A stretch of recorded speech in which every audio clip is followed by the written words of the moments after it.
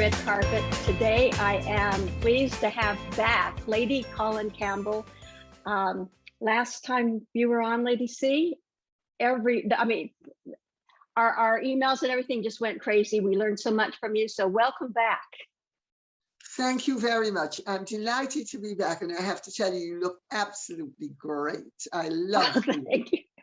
Thank you. Well, you always look great. So, I mean, I can repay the compliment every time I see you. Today, we're going to do something a little different because there's been so much about Harry and Meghan. Let's kind of leave them away for a while because people are learning so much from you about history and relationships. And I want to start off with just the sibling relationship of Harry and William as they were growing up and during the tumultuous time of the Meghan entrance, and where they stand now. Well, of course, you know, there's a 2-year age difference. I think it's 2 years and 3 months, or nearly 3 months. So it's not a huge age difference. But as very young children, William was the bruiser and Harry was the gentle one. And then they sort of swapped roles when they were very young, since when Harry has been the bruiser and William has been the responsible one.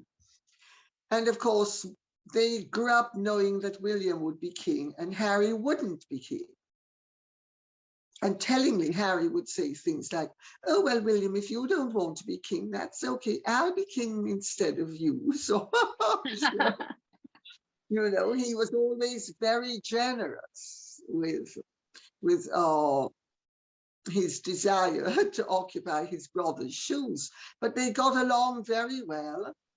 And William, as he himself has said, protected Harry when they were growing up, because Harry was always above a boy, as they would say in England. You know, he was always a bruiser. He always was tiresomely naughty.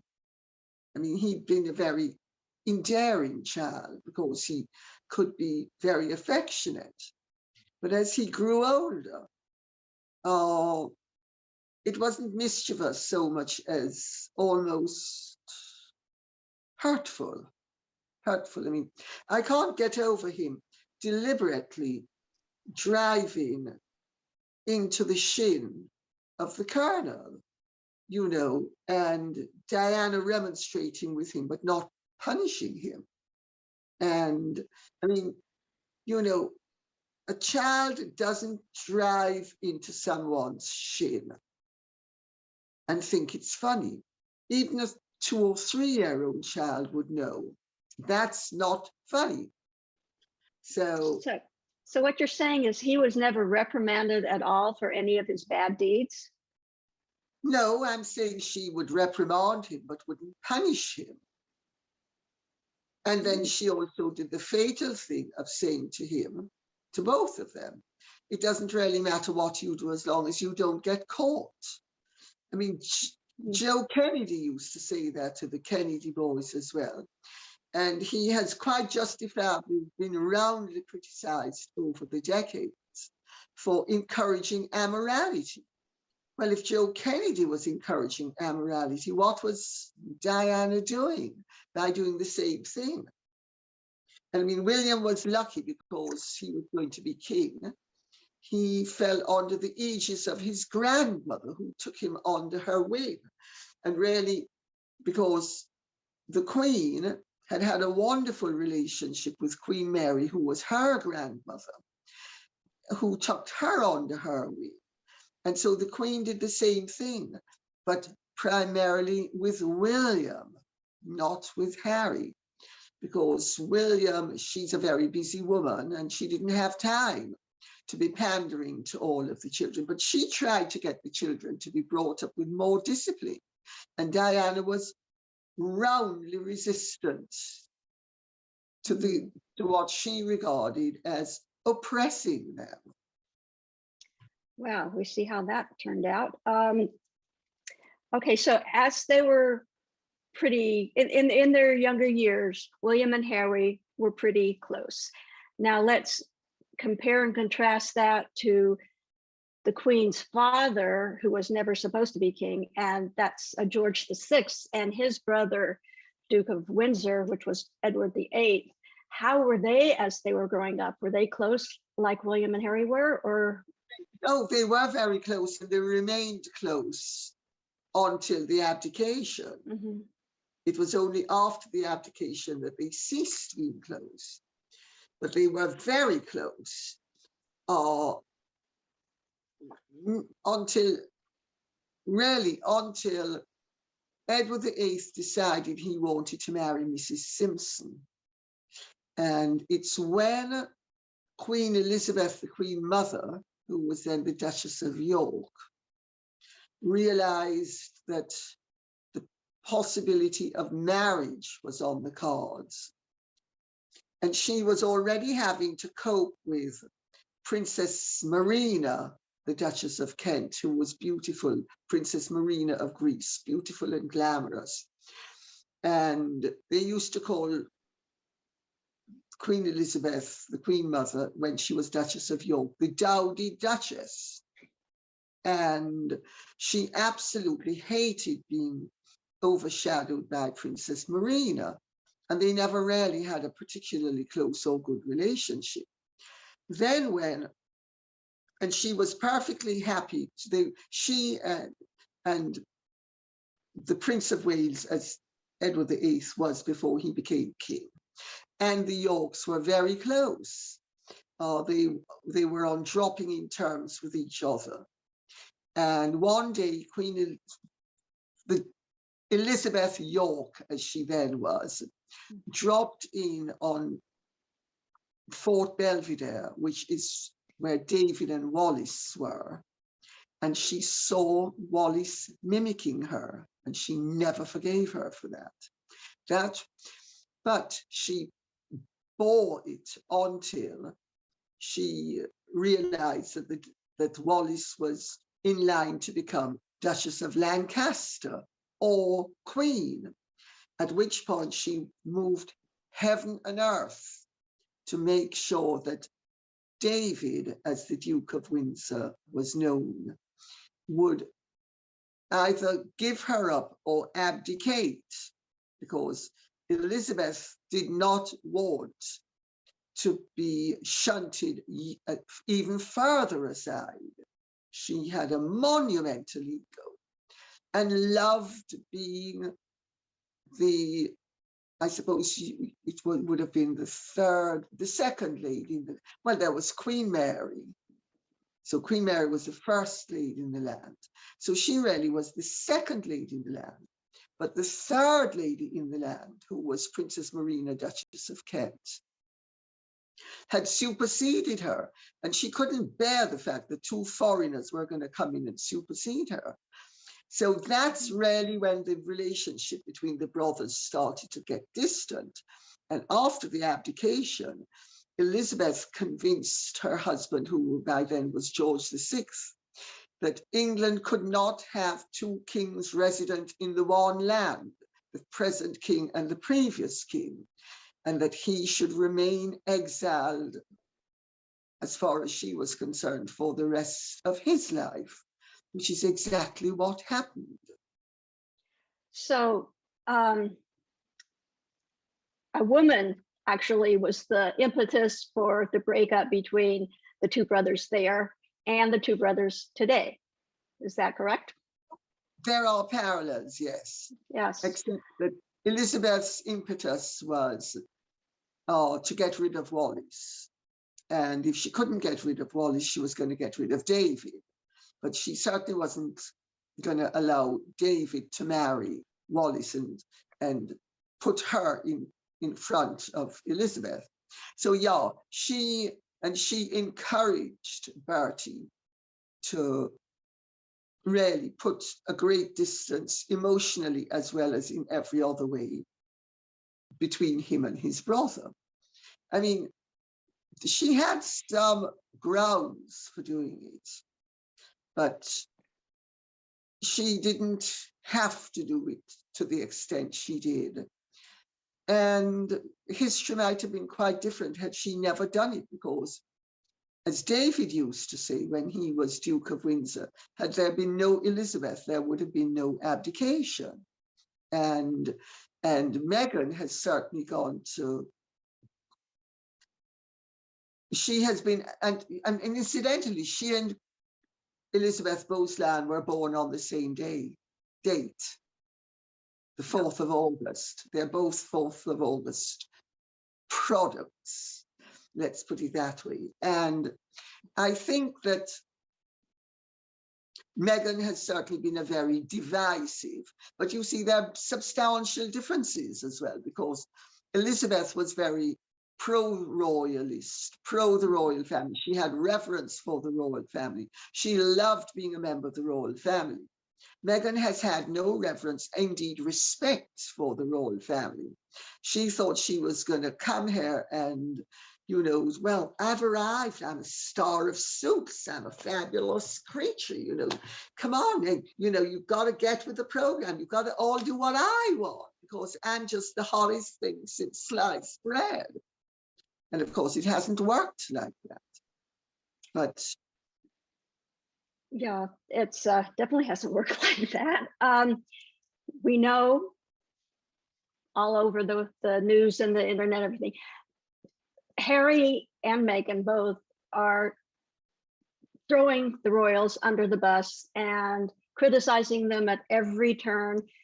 Did that happen with the Duke of Windsor? Did he criticize his family and the monarchy when he was exiled at all? Were there any shades of it? Not publicly. And privately, he was always agitating for the Duchess to be made a Royal Highness. And it mattered to him greatly that she had not been made a Royal Highness. And it should have mattered to him greatly, because he gave up his throne, because he was told in Britain there is no such thing as a morganatic marriage. Your wife has to be equal to you. And then he gives up his throne because they're telling him he can't make her Duchess of Lancaster and she's not suitable to be queen. So he gives up his throne, and then they're not equal because she is prevented from using the title Royal Highness, which is actually something he was born with. And he actually tried to get Lord Simon to deal with this through the courts. And then he was told it was going to be too damaging to the monarchy. So he withdrew dealing with it through the courts. But he was agitating thereafter for the rest of his life for her to be given what he regarded, and I have to say, I think he was right, her rightful rank. She was his wife, she should be his equal. I mean, you can't be, the rationale that they used was completely fallacious. And he did not brief against the royal family publicly. He did write an autobiography, which was measured in its justification of his conduct, as opposed to critical of the family or the institution. But privately, to people, he made no secret of the fact that he thought that Queen Elizabeth, the Queen Mother, was an absolute witch, beginning with B, and that she was extremely ambitious, and that Queen Mary had gone along with it, partly because she had a hyper-reverential attitude towards royalty. And he felt that Queen Mary, but by the end of the war, Queen Mary had come around to wanting a rapprochement, but it never happened. And it never happened as long as David was alive. And Elizabeth spent her whole life saying that Wallis was the lowest of the low and Wallis should never be a part of the family. And David used to say she's jealous because I spurned her when she wanted me. And she's jealous of Wallace. And his rationale has merit, because as soon as he was dead, Elizabeth tried to befriend Wallace and used to send her flowers every week. And Wallace would throw them in the bin and say that they belong there with the rubbish, just like Elizabeth. And, you know, but she had weekly overtures to Wallace until Wallace lost her mind. And she would try the nonsense about, oh, we're two widows together. And Wallace thought, no, this doesn't make sense. I mean, but Elizabeth might not have known what David said, but I knew, because, of course, David said it to people who I knew. John Pringle, Margaret Argyle. I mean, they weren't saying it to Elizabeth, so she might have thought her great charm and seductive skills would have worked with Wallace, but they didn't, because Wallace knew exactly what she was up to. Right. Well, you were talking about the Queen Mother Elizabeth. I don't want people to get confused that it was Queen Elizabeth's Queen Mother. But now let's go to spares, because there's been much talk about Harry being the spare, so he doesn't really have a role. The same thing with Margaret, but she still had a reverence to the royals, so she wouldn't come out. Yes, she wouldn't come out and mock them, but she did leave a rather bohemian life, is the word that they always describe her. How does she compare with Harry, other than the fact that she liked and loved and adored the royals, and he has the opposite view? She doesn't compare with Harry at all. I mean, she, in fact, when she was shoved out of being a Council of State because she'd lost her place in the top 6 in the line of succession, she was really upset because she liked doing royal duties. And yes, she was bohemian. Yes, she was a bit of a maverick. In her private life, she liked being entertained and being entertaining. I mean, some of her friends were some of my friends. When I was young, I was very friendly with Charles Delavigne and Ned Ryan, who were 2 of her closest friends. Charles's daughter is that Delavigne girl who's the top model. What is her name? Chloe something. Cara Delavigne. Okay. Cara. Yeah. So, you know, Princess Margaret and Ned Ryan had a stand in Portobello. And, you know, Princess Margaret liked interesting people. She was intelligent. She was fun. Roddy Llewellyn was a friend of mine. John Rendell was a friend of mine, all of whom were in the circus. Sarah Ponsonby, who owned the house that they were all there together. I forget what it was called now, Surrendell or something. You know, Sarah was a friend of mine. So Princess Margaret liked really interesting people, and they didn't have to have a grand position. They simply had to be nice and interesting and entertaining. And she liked them, which I think is very commendable. I mean, Harry was more like Princess Margaret before he met Meghan. You know, he had an interesting circle of friends who were not always from the top drawer, but they were certainly fun.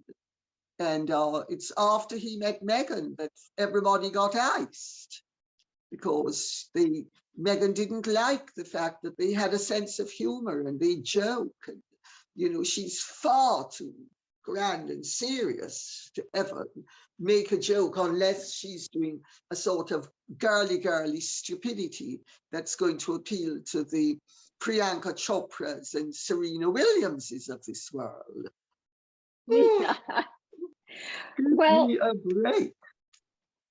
We know that Charles and William, but especially Charles, is taking on more and more duties is he basically a regent without being called Yes. a regent? Well, yes and no. It's a soft regency, but it's been a soft regency. I mean, COVID interfered with things somewhat, but the intention was just before COVID that the Queen would hand over more and more to him quietly. What she has done is she's handed over a lot of the duties and engagements and things that are very public to both him and William, actually. So people will get used to the fact that they are there and that they are the next generation, so that when she dies, it's not such a big shock that, you know, people don't think, well, is it Prince of Wales, Prince William, are they going to be good kings? People will already have been sufficiently familiar with them in kingly roles. So it's a soft regency, but in terms, and my understanding is that a lot of her papers, copies are sent to Charles as well. So he's up on the nitty-gritty as well. But she is the one who makes all the decisions. She is the one who still has control and power in her hands. So she has not relegated responsibility so much as invited in people who will be that much more visible. But it's a soft regency, but it's not a hard regency because Charles has to defer to Mama.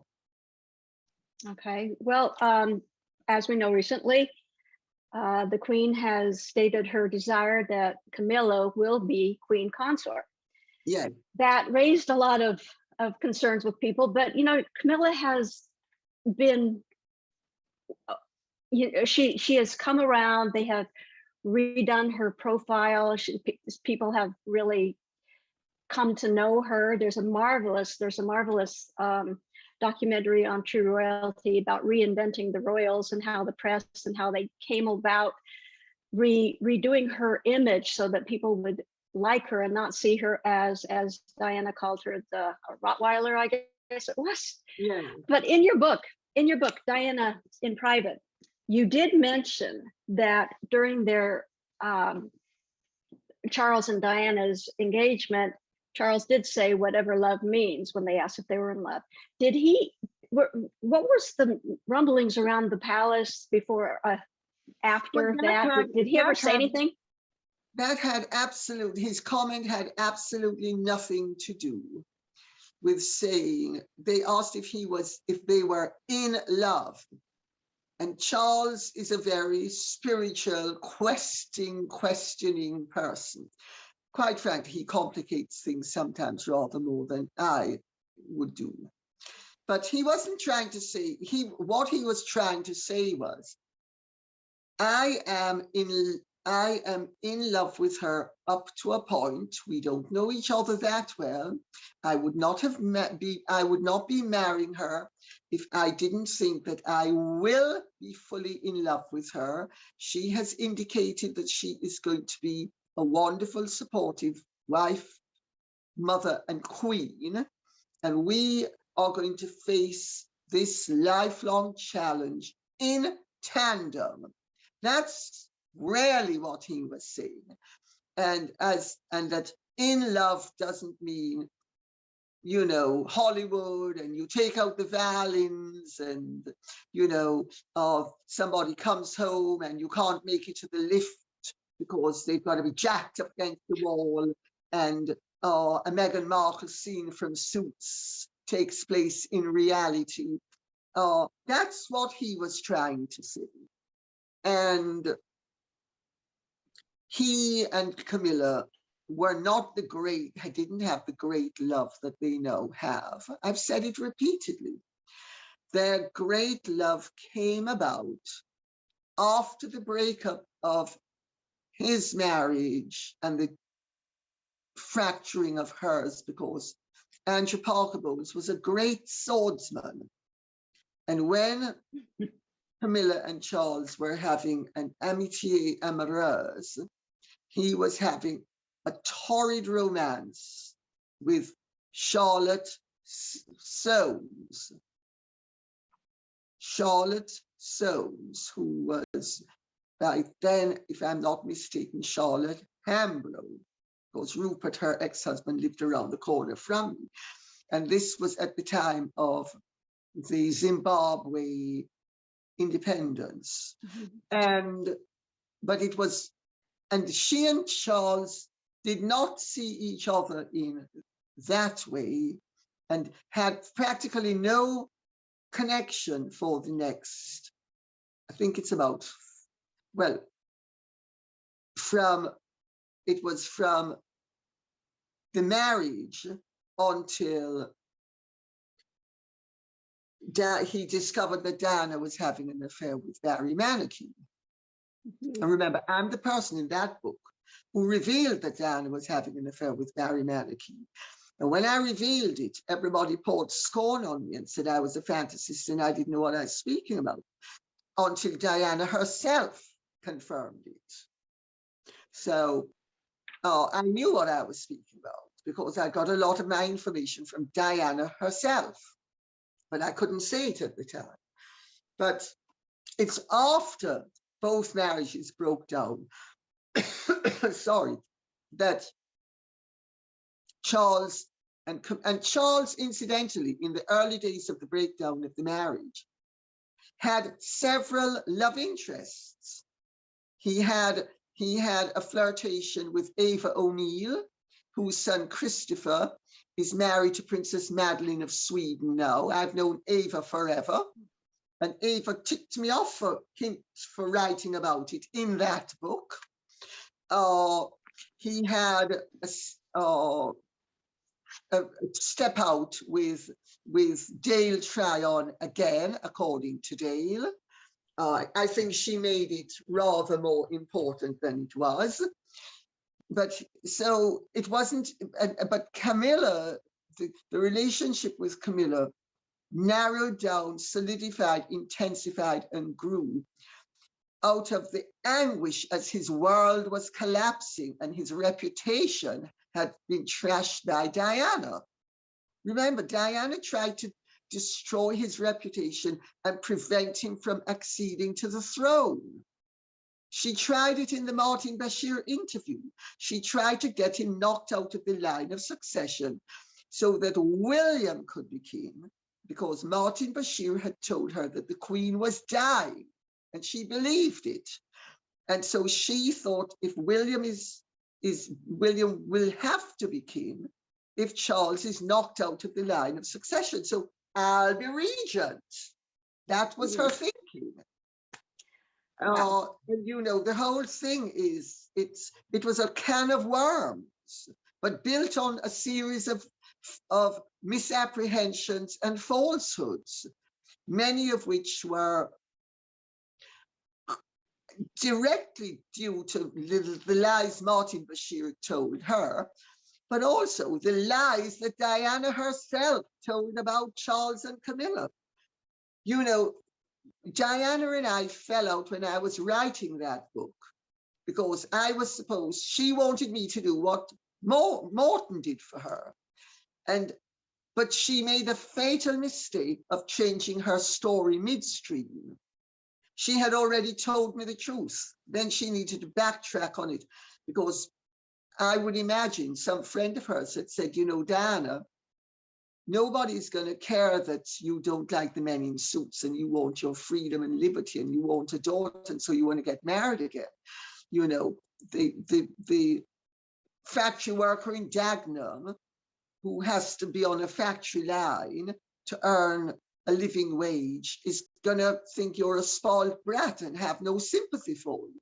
So Diana came up with, oh, I'm Charles's victim and Camilla's this horrid person, which she hadn't said or thought before it became convenient for her to say it.